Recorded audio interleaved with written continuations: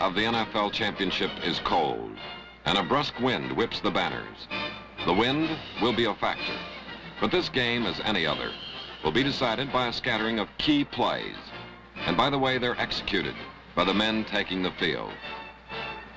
Championships are won by men, strong, proud men, who have spent a season preparing for this day of decision. The battle plans are ready, and now the game is in the hands of the men. Men like Jim Brown, the greatest running back of all time. Frank Ryan, a quarterback reaching stardom after 6 years. Gary Collins, for whom this will be a red-letter day. 40-year-old Lou Groza, the most prolific scorer in football history. Galen Fiss, one of the deadliest tacklers in the league. Dick Modulewski, who brought championship spirit to Cleveland. Bill Glass, a minister who delivers sermons of violence on Sunday afternoons. John Unitas, whose mind and arm make him the most valuable player in professional football. Gino Marchetti, who after 13 years as the toughest end in the NFL is ending his brilliant career. Raymond Berry, a perfectionist, who in 10 years has caught more passes than anyone else. Balding Bobby Boyd, all-pro defensive halfback. Jim Parker, blocking bulwark of the Baltimore line. And young Don Shula, National Football League Coach of the Year. The Browns win the toss and take the ball. You have to take the ball, Coach Blanton Collier said. But it was blowing so hard, we considered taking the wind instead. At the kickoff, the wind is gusting off Lake Erie at 25 to 30 miles an hour. Lou Michaels left foots a low skidding kick down to the Colt goal line. And the 1964 World Championship game is on. Walter Roberts returns the ball to the Cleveland 21 before he's brought down by Neil Petties.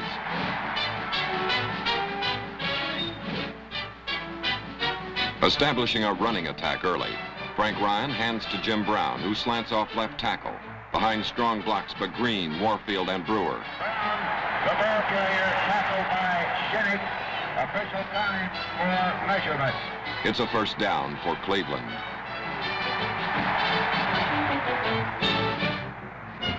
On 3rd and 18, Frank Ryan has to go to the air. In super slow motion, the superb blocking, which will protect Ryan all afternoon, is clear.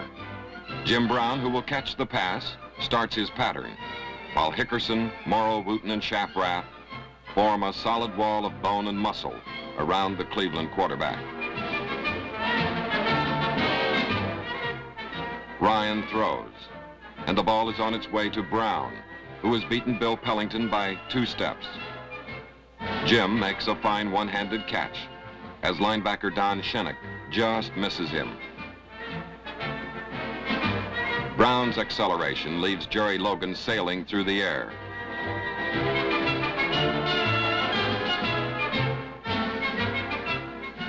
Jim cuts sharply to his left behind Paul Warfield's block on Lenny Lyles.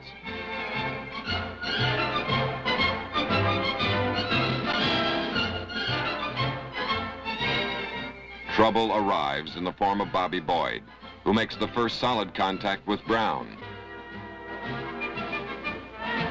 Then gets help from Lyles.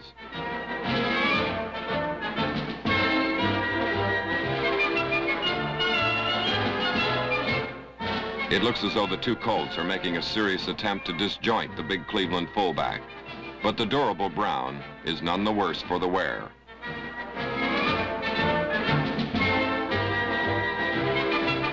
The play carries out to the Cleveland 46 for a first down. Passing to Jim Brown for the first down on the 46, tackled by Boyd. It nullifies the disadvantage of the headwind, so that when the Browns are forced to punt, Collins' 27-yard kick into the young gale still carries to the Baltimore 22, where Kelly and Scales stop Wendell Harris in his tracks.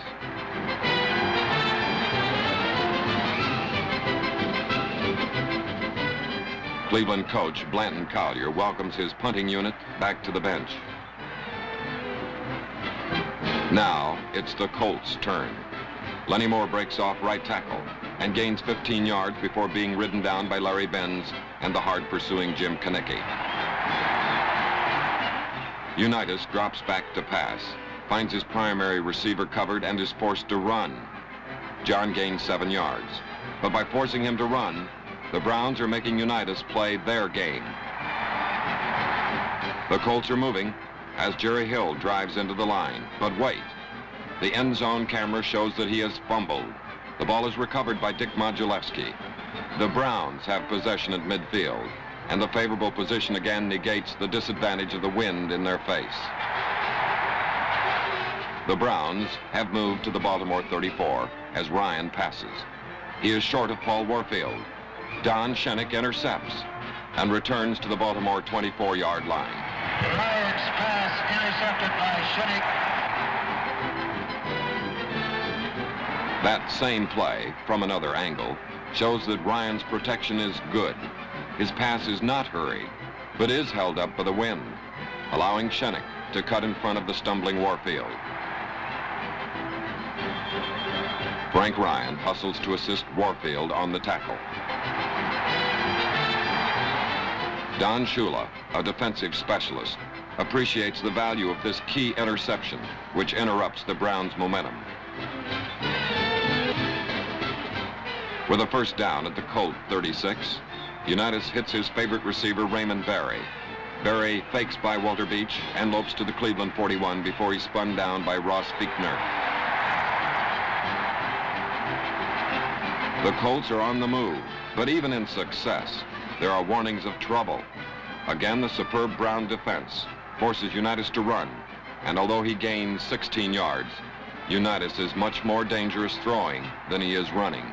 The quarter ends and the Colts lose the advantage of the wind without having scored. The Colt drive dies on the 19, where Michaels sets to attempt a field goal. He never gets a chance as Bob Boyd fumbles the snapback and attempts to run.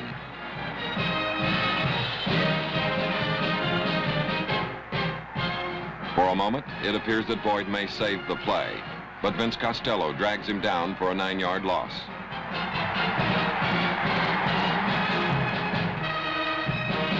The wind was a factor in this fumble, as the end zone camera will show. As Boyd reaches for the ball, it's blown up and to the right, just far enough so that he can't hold it. This play denies Baltimore a score and gives Cleveland a big lift.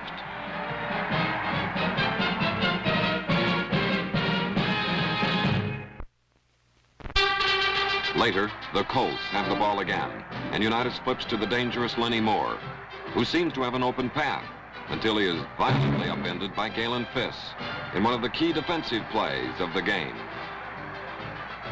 Here it is again in slow motion. John's call is a good one because the Browns are in a blitz. The screen is set up perfectly, and the pass sails by the outstretched arm of Bill Glass into the hands of Moore. Moore has a convoy of blockers and appears on his way to a long gain. But Fiss slices in ahead of the screen and chops Lenny down. It was a daring gamble by Fiss, one of the heroes of the Cleveland defense. The ubiquitous Mr. Fiss slams Unitas to the ground a split second too late as Johnny completes an 11-yarder to Berry. The play carries to the Colt 32 as Baltimore begins to march. Unitas fades and finds Mackey open. Mackey is unable to hold the low pass, which is intercepted by Vince Costello at the Cleveland 29.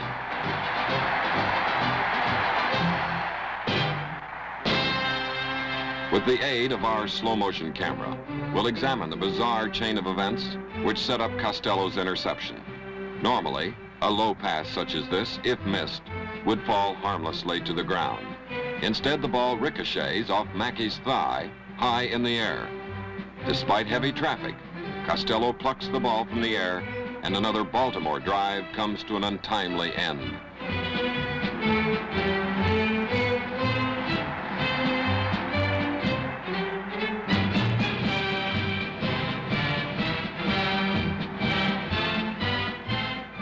With time running out, the Browns bid for a quick score.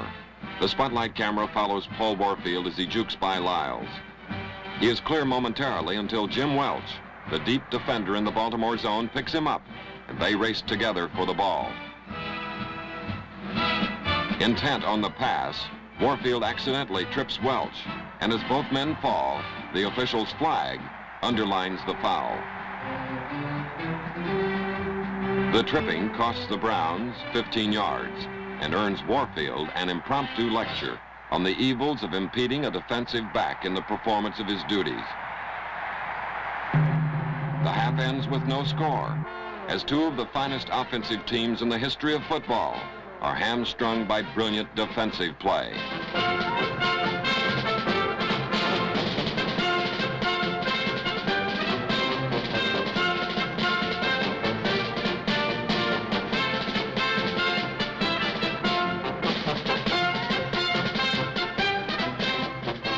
Loyal Baltimore fans are blissfully unaware of impending disaster. The Browns take the win in the third quarter, reasoning it might die by the fourth. Groza's gale-blown 80-yard kickoff sails over the end zone, Joe Don Looney, and even the pitcher's mound. On 3rd and 7, Unitas attempts a screen pass. Behind a covey of blockers, Jerry Hill has the ball right in his hands. But he drops it. This was a significant play. A long gain appeared likely and would have bailed Baltimore out of trouble. But the Colts are forced to surrender the ball, and Tom Gilbert's wind-slowed 25-yard punt gives Cleveland possession on the Baltimore 48.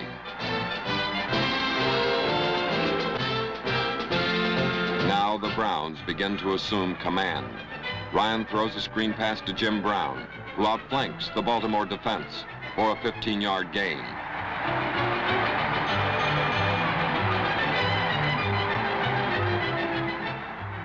As we rerun that last play, watch for a key block from number 77, Dick Shaprath, which adds 5 yards to Brown's run to bring the ball into field goal range.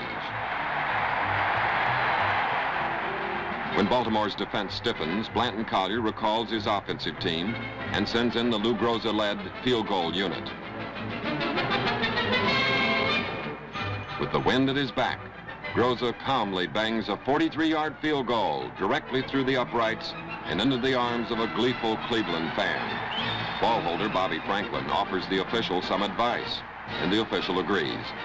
Groza trots majestically off the field, having scored in his 12th championship game, and Cleveland leads. Once more, the inspired Brown defense stops Baltimore cold. A daring blitz sends Galen Fiss number 35 through a gaping hole. Unitas evades Fiss, but young Jim Konecki, a terror in this game, drops him for a yard loss.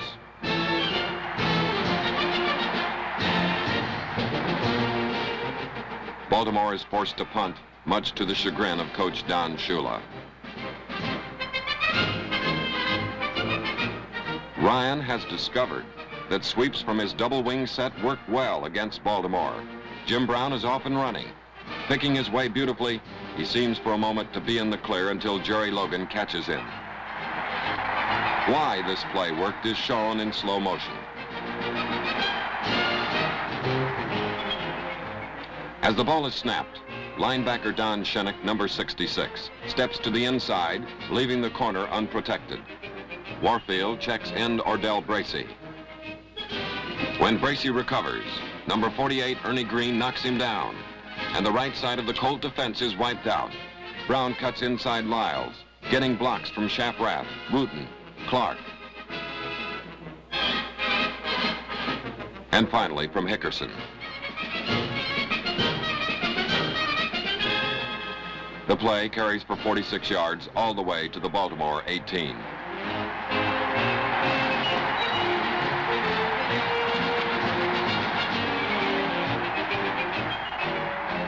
On the next play, Ryan drops back behind strong protection and hits Gary Collins in the end zone for the first touchdown of the game.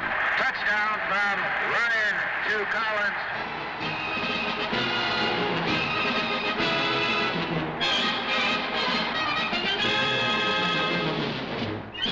The slow motion camera shows that Ryan gets the ball away, just a step ahead of disaster. Although blocked by both Wooten and Brown, Fred Miller manages to get a hand on Ryan. He actually has a fistful of Ryan's jersey as the quarterback releases the ball. Collins makes a juggling catch between Welch and Boyd for a touchdown.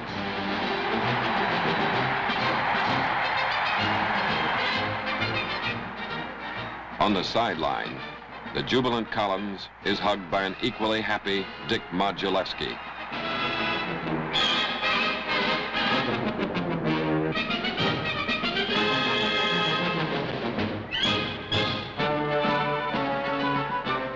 Lou Gross's kickoff soars to Tony Lorick in the end zone. Lorick's return is cut short when Leroy Kelly skips around a block and wrestles him down on the 12-yard line. A clipping penalty moves the ball back to the 6. The Colts are deep in the hole again, faced by that pesky wind. Unable for the third time to make a first down, the Colts punt from the 12. Gilbert kicks the ball only 27 yards. It goes out of bounds on the Baltimore 39. And Don Shula's face reflects the dismay of the Baltimore contingent. Luck is a part of any victory. A loose ball bounces right back into Warfield's hands, and he loses only 3 yards instead of 10, and possibly the ball as well.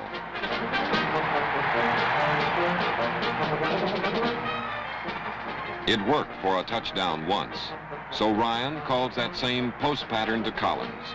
Strong protection gives him time to wait for Collins to clear, and the pass goes for a 42-yard touchdown.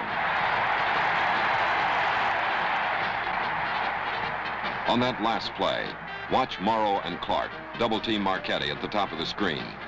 As Collins cuts, Boyd falls, and Collins canters in for the touchdown. In just 8 minutes of the third quarter, the explosive Browns have scored 17 points.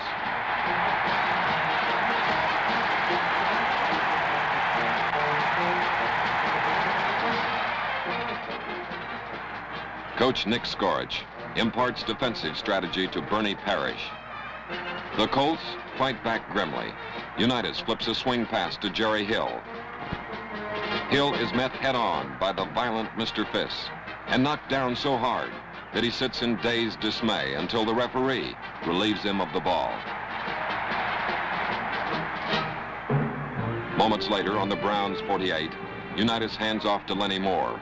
The ball skitters through Moore's arms and nestles in the warm embrace of Cleveland end Paul Wiggin, while Fiss discourages an attempt by Unitas to retrieve it.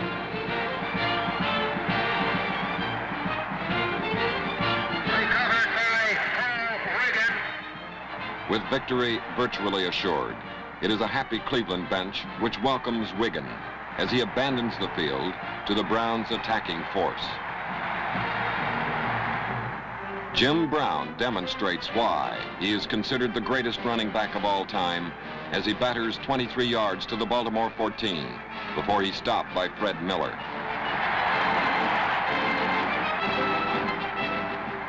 In slow motion, Brown's run is even more impressive. Hickerson and Clark pull out to lead the play. Ernie Green puts a classic block on linebacker Steve Stonebreaker. As Brown turns upfield, Monty Clark, number 73, sweeps Bobby Boyd to the outside, and Gene Hickerson flips Gino Marchetti to open a path for Brown. At full throttle, Jim breaks through Logan's low tackle. Billy Ray Smith attempts a necktie tackle, but Brown shrugs him off. Miller finally gets Brown, but the big fullback drags him along for 6 more yards. The third period ends with Cleveland leading by a surprising 17 points.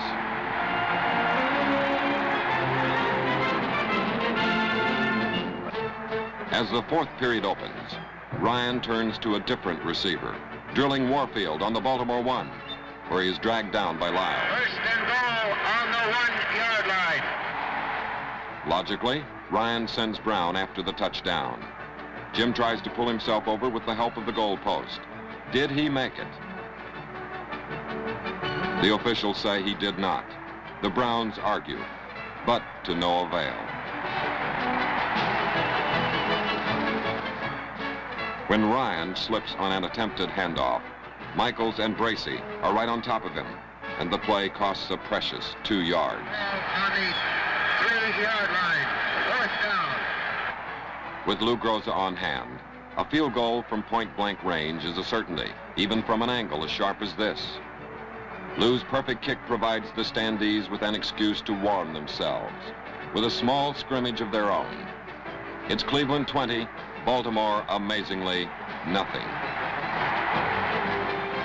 Watch number 69, Jim Konecki, spearhead the defense. He is hit by Szymanski. Then Jim Parker lends a block. Jerry Hill gets in the act as Unitas slides away from Modulewski. But the persistent Konecki escapes to trap Unitas for a 3-yard loss.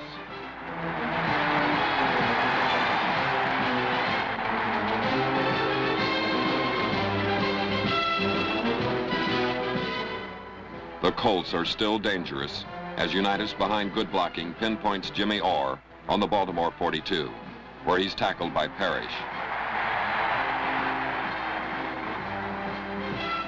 This is the play which could have put Baltimore back in the game. With plenty of time, Unitas throws long. Jimmy Orr makes a beautiful catch on the Cleveland 14. But wait a minute. The official signals that he caught it out of bounds. Did he? Look at that play again. The protection is perfect. And Unitas stands calmly in the pocket. Bombs away.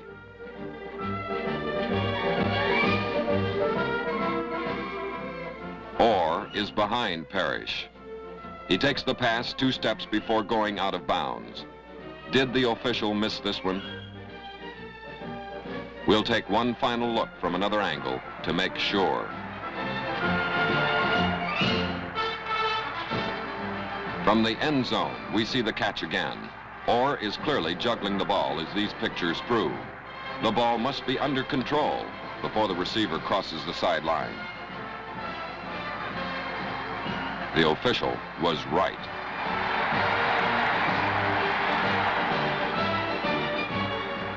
So Baltimore must punt.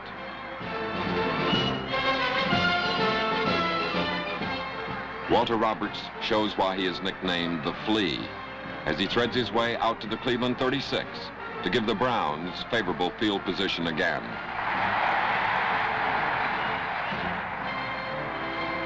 From the Cleveland 49, Ryan prepares to pass.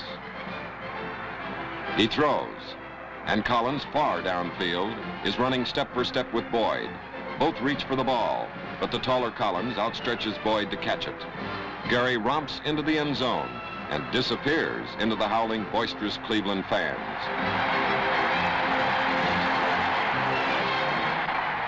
Rescued a few moments later, he is accompanied off the field by Frank Ryan after a friendly rumble with his well-wishers. A passer is only as good as his blockers. In slow motion, you can see the Colts are blitzing, with linebackers coming at Ryan. Green picks up Shennick, and Brown slows Stonebreaker, giving Ryan time to throw.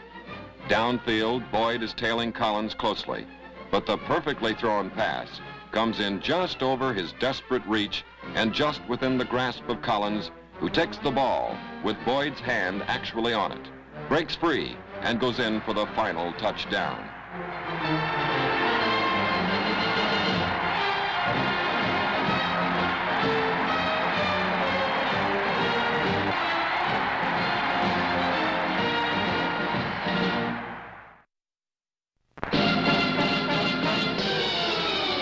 It's all over, and the men become boys. Fans stampede, and the goalposts disappear with a meaningless 26 seconds left to play.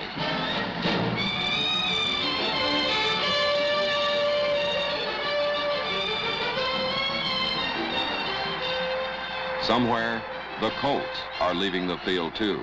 but no camera records their sorrow.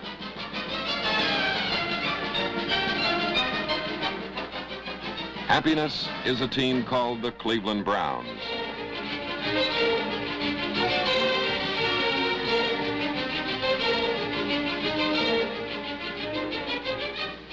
Owner Art Modell talks quietly to Jim Brown, then hugs him gratefully. This is the overjoyed Browns' first championship. Collier and Ryan try to explain, but only the movies can lay bare the anatomy of a championship.